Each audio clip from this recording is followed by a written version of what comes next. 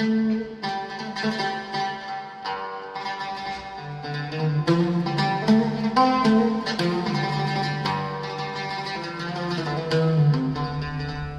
the year 1184 AD, Abul Hassan bin Jubair of Valencia, Spain, the famous Andalusian Arab geographer, poet, and traveler, visited Aleppo and was awestruck by its beauty.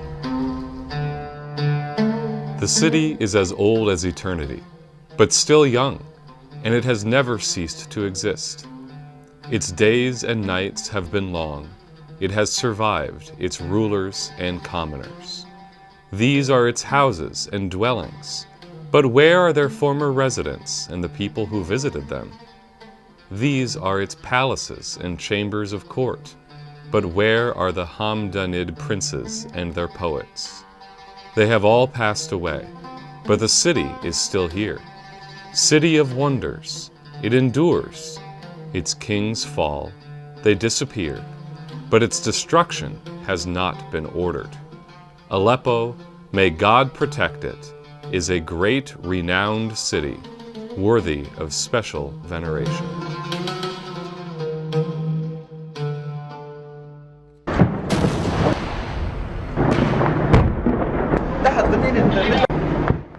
Since 2011, the Syrian nation has been targeted for destruction by the Obama administration and the ever-present British Empire through their regional agents, Saudi Arabia, Turkey, and Qatar, who financed, armed, and protected Islamic terrorist and Takfiri groups.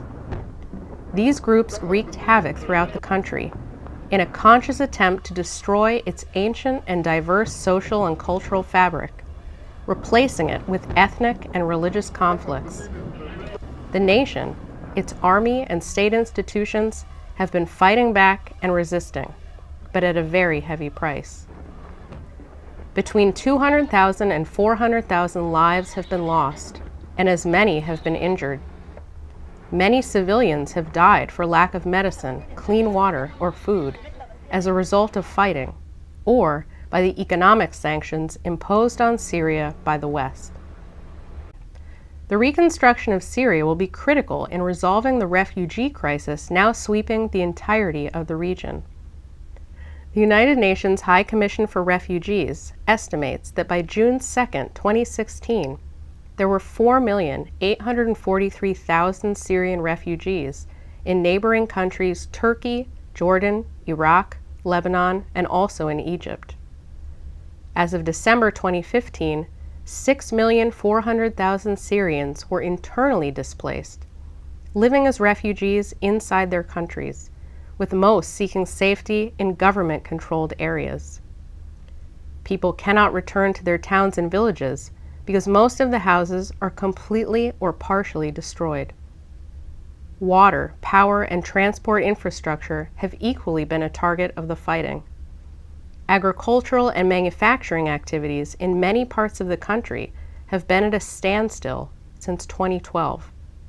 Popular civil and youth circles in Aleppo gathered in a mass march. Aleppo, one of the oldest continuously settled cities in the world, before bin Jubair's time and after, up to this very moment, has witnessed many moments of greatness and decline, survived massive physical and social turmoil, and arose again like the bird of the phoenix.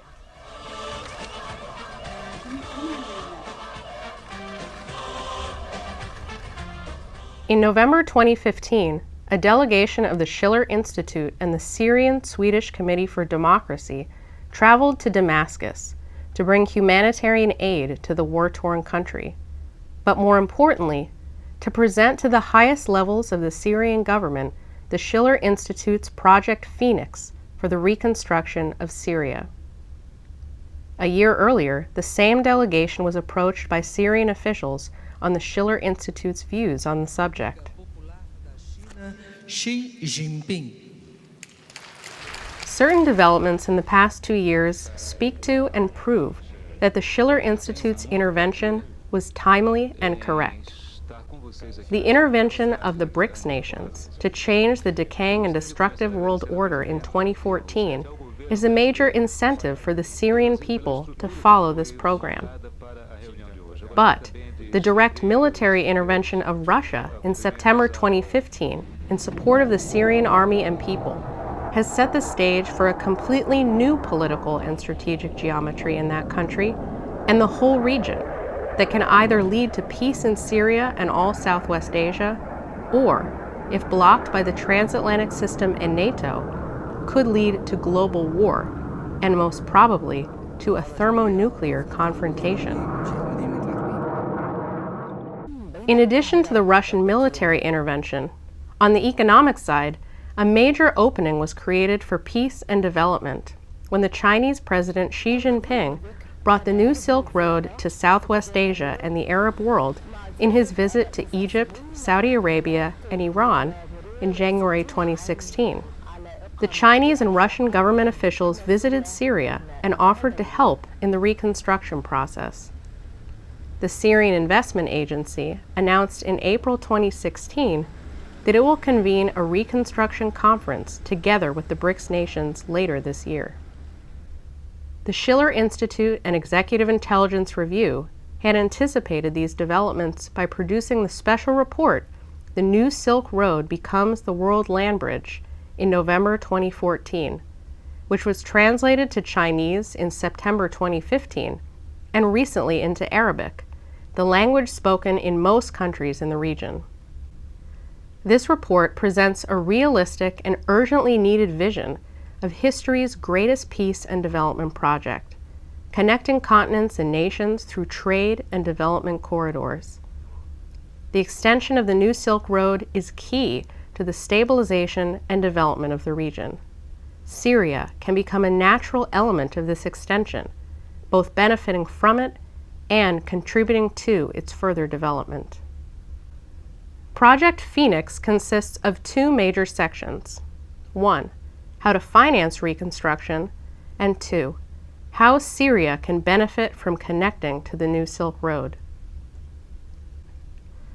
Using a combination of nationally generated Hamiltonian credit through the establishment of a national reconstruction bank and foreign export credits and direct investments, such as those made by the BRICS New Development Bank or the Asian Infrastructure Investment Bank, as envisaged in Project Phoenix, Syria can outline and finance a comprehensive reconstruction and development program. This should include an emergency program for housing and providing services to the returning millions of refugees whose homes, schools, and hospitals have been destroyed by the war. This program will put all the available workforce, tools, and materials to work. Many Syrian industries and agricultural production facilities have been targeted and destroyed and will need to be rebuilt. The reconstruction of Syria's pharmaceuticals and petrochemical industries are of urgent strategic importance. Temporary work brigades to mobilize the unemployed could be financed by means of the National Reconstruction Bank. The Army Corps of Engineers could provide the kernel of these work brigades. In addition to building what is needed, they would train the unemployed for higher skilled work.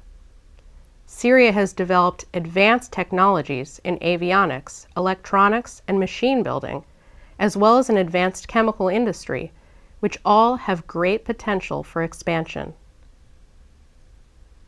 Syria's national transport system must be upgraded, incorporating high-speed rail, and the transportation routes will have to adapt to transcontinental routes from the Mediterranean Sea, the Indian Ocean, the Red Sea, the Caspian Sea, and the Black Sea. This was the vision of President Bashar Assad in his 5 Seas strategy, which he pronounced in 2009 before the war broke out.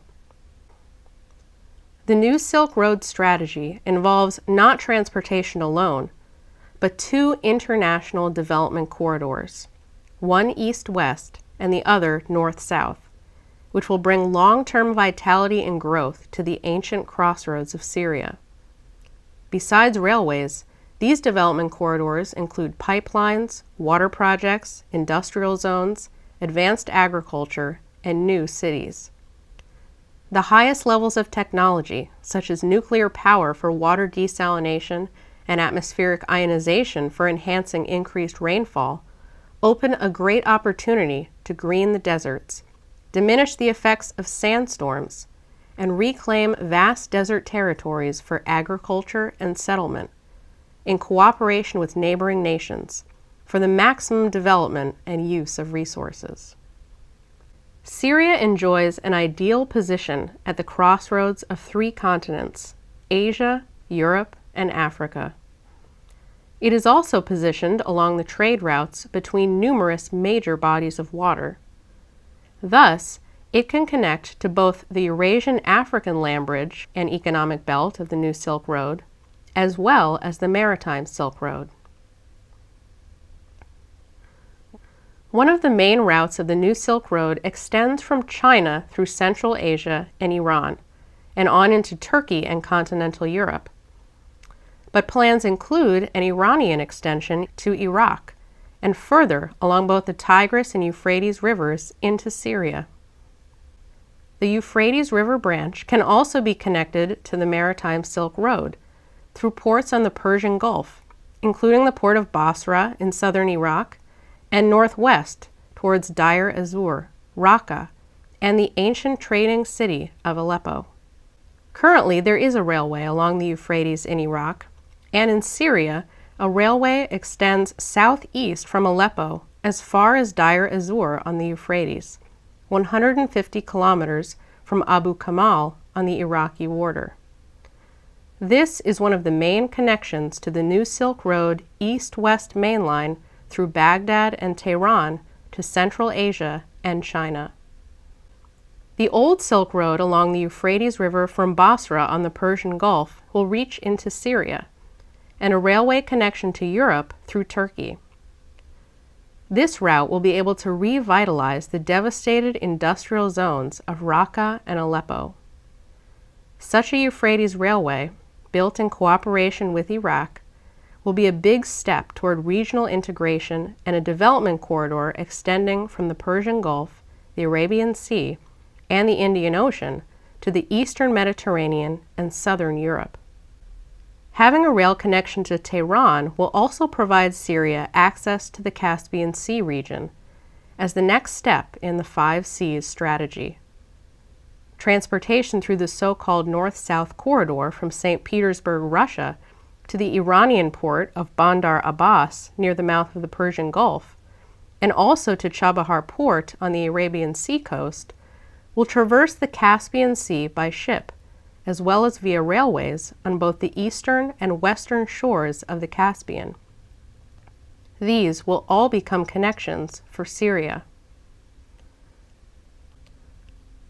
All of these trade routes will, like the old Silk Road, be projected into Syria towards Aleppo.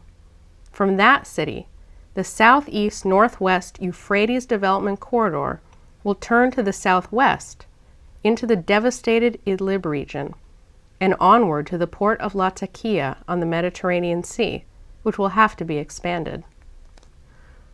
Another step to open up the old east-west Silk Road routes will be to build a 200-kilometer railway from Deir ez-Zor southwest to Palmyra, the legendary Silk Road city, where Silk Road festivals were held each year before the war. This missing link will allow railway service from Tehran and Baghdad through these Syrian cities and onward, in the same direction, to Damascus and Beirut. A more direct land transport corridor can link Syria to the dynamically developing economy of Egypt, through rebuilding the historical north-south transportation route in western Syria, also known as the Hijaz Railway from Turkey, which runs south from Aleppo to Damascus, continuing on to Amman, Jordan. Syria's relationship with Egypt's planned giant industrial zones along the new Suez Canal will be boosted by the railway link from Cairo to the Gulf of Aqaba, across the northern part of the Sinai Peninsula, and on to Amman. Moreover, Egypt and Saudi Arabia agreed in April 2016 to build a land bridge across the Tiran Strait to the southern part of the Sinai Peninsula and northward across the Suez Canal zone to Cairo. Syria and the eastern Mediterranean and Asia will be connected to Africa through this transcontinental land bridge across the Red Sea.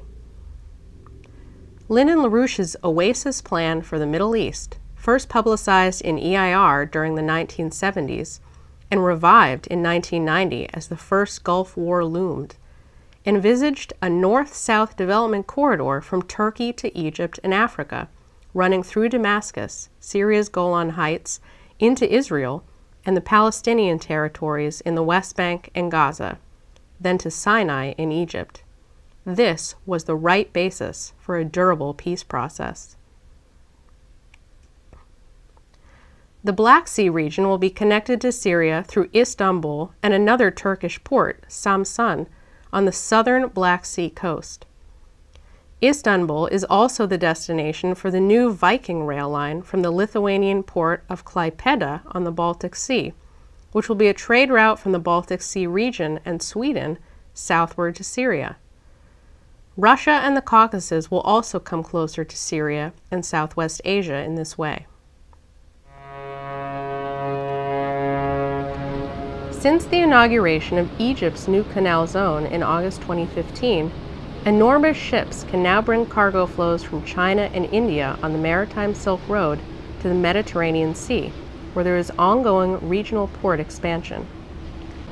China is participating in planning a new canal through the Balkans, from Thessaloniki in Greece, along the Axios, Vardar, and Morava rivers, connecting to Europe's major transportation artery, the Danube River, at Belgrade. The Danube already draws traffic from the dense industrial shipping on the Rhine River in Germany. Freight shipments and travel to Syria will then be possible via this canal and the Greek and Italian ports, if Syria's own Mediterranean seaport of Tartus and Latakia are expanded. Syria, before the war, was not a rich country, but it had a relatively good living standard and free education and healthcare systems. The city of Aleppo, a major center of culture and science during the Islamic Renaissance of the 9th to 13th centuries, has been a center of commerce and industry, home to 30 to 40% of national manufacturing and also non-oil exports. Some 10 kilometers north of Aleppo is the Sheikh Najjar Industrial City, whose construction began in 2000 and which has advanced equipment and facilities. This city, as well as Aleppo itself, have been significantly destroyed since the 2011 clashes between government and opposition forces. It is now a virtual ghost town. But it remains a very good example of the intentions of the Syrian government to pursue a process of industrialization. This process has to be continued and supported in Aleppo and also in other parts of the country. What makes Aleppo, both the city and the region, such a special and fascinating place is its multifaceted and diverse history, economic, social, and cultural character. It is this fabric which the authors of the crime being committed against Syria have intended to destroy. They argue that the nations that are made of different religious, ethnic, and tribal groups cannot coexist and develop, that a dialogue of cultures, such as among Islam and Christianity, or between China and the West, is impossible. But the very existence of such colorful nations as Iraq and Syria are living proof of the fallacy of their claims.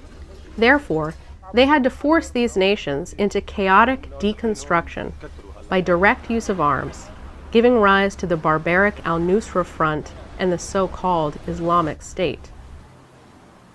Another fascinating aspect of Aleppo is its incredible resilience in the face of wars and natural and man-made disasters.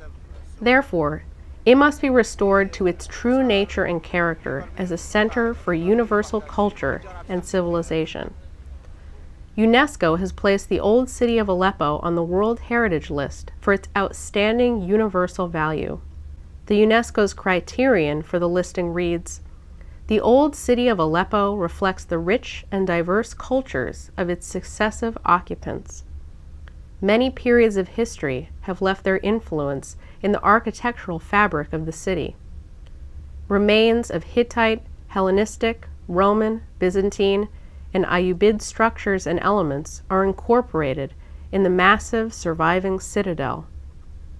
The diverse mixture of buildings, including the Great Mosque, founded under the Umayyads and rebuilt in the 12th century, the 12th century Madrasa Halawiya, which incorporates remains of Aleppo's Christian cathedral, together with other mosques and madrasas, souks, and khans, represents an exceptional reflection of the social, cultural, and economic aspects of what was once one of the richest cities of all humanity.